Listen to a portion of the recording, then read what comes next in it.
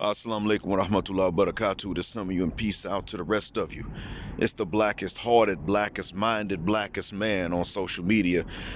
Signing black in and shining again, asking you to hit that share button because the message is more important than the messenger. This being said, this is part two. This message is part two of this message is part two of the difficulty and the ease that sisters are going to have when they decide they want to swirl. Let me just tell y'all right off the bat, straight like this. Sisters, I'm talking to you now, and I'm not talking to you with hatred. I'm just telling you the real deal. In the United States, I can take your word for it, whether you have an easy time swirling or not. Although, I also got to listen to what brothers say.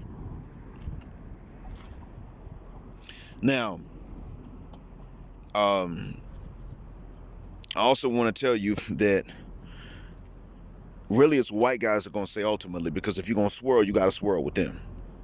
And I don't count it as swirling when you're with another man of color, but that is the rarest arrangement I ever see in a black woman. I do not see black women going with other men of color. I've been looking for it. I don't find it.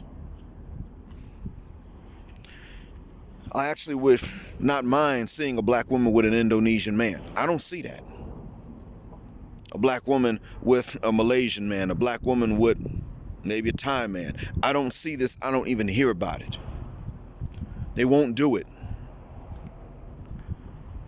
Now, I do see black men with these other women. A Thai man said before, we do not count black women as beautiful. Some Thais are racist, others are not, but we do not count black women as beautiful. I was in Malaysia. I didn't ask them what they think of black women because I didn't trust them to give me an honest answer. Even my buddy, because my wife was around. That would have made him uncomfortable. I wanted to ask for your sake, but he don't know about black heart or black mind or black brain, and neither does my wife. What I do know is that when sisters do swirl, it almost always has to be with someone whose culture does not count black women as beautiful. Almost all the time. The Arab, if he has enough money. Janet's ex, anyone? Wissam? Yeah, Wissam Almana? Yeah, but see, he got money. Tons of it. So when sisters swirl with some races, they do demand the best. That's true. The Arab man has to have a hell of a lot more money than the black man or the white man to get with her. The Latin American man has to have a hell of a lot more money. Yeah. And I want to shut down these fallacies that many sisters are trying to say. The Asian man, if she's gonna get with him, he got to have more money. And even then, according to Issa Rae, he needs to be Chinese or Korean or Japanese, not one of those niggas of the Asians, meaning the Southeast tropical Asians, the ones that the other Asians look down on. So in the end, again, when sisters swirl, they only accept the best of certain other races. That's because they're viewing these races as still being inferior. But when it comes to that white man, that's where we say, we never said that you would take just any Mexican. We never said you would take just any Latin American for that matter, or just any Arab, or just any Asian, especially if he's a tropical Asian. We never said that. It's when specifically you get to that white guy, you drop your standards as a whole. Not all of you, I know, but a lot of you still won't mess with white guys. But those of you who do will take a white guy who has less.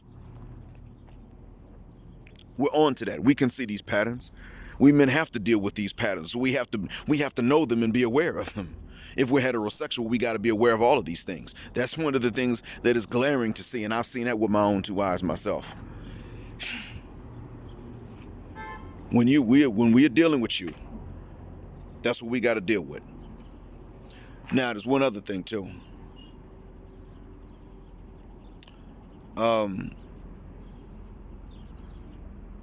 Other thing I wanted to tell you is that when you're in the U.S.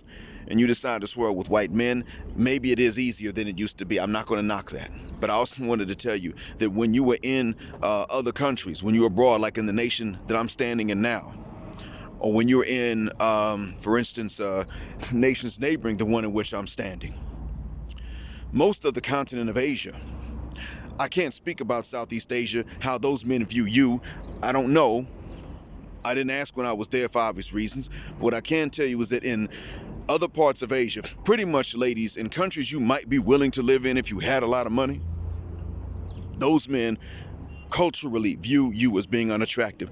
And I don't agree with them about this, because they're basing it on your looks. It's your complexion. It is your hair texture. It is your nose. It is your lips. These are the things they don't like about you. And they also do like your bodies, the shape of them, the booty. So this is true. Everything you have said about black men and what they like and don't like about you is actually true about these half black, half white, confused, tragic desert mulattoes around here. And this is not a personal preference. It is a cultural preference that they say is personal because they're trying to justify it with us, especially when I confront them about it.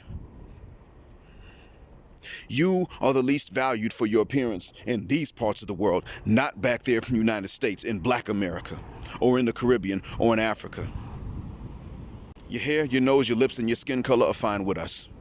What is not okay with us is your attitude. Over here, it's the reverse.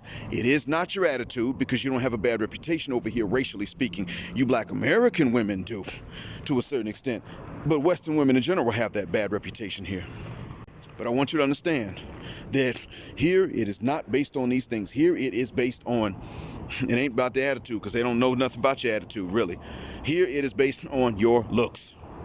They don't want to look like us, and they don't count you as beautiful. End of story. The women do count black men as handsome and attractive because they see us as being more masculine. The reverse does not hold true. This, where I am standing, is where all of these things are true, these stereotypes. That's what I wanted you to understand. I will continue to defend your beauty when these men say these things that they say. But I wanted you to also understand that you saying that you have an easy time swirling does not necessarily translate across every national boundary. You do not have an easier time here. Hands down. Black heart sign of blackout. Assalamu alaikum. Black male power. Just 'cause Sapphire don't like it.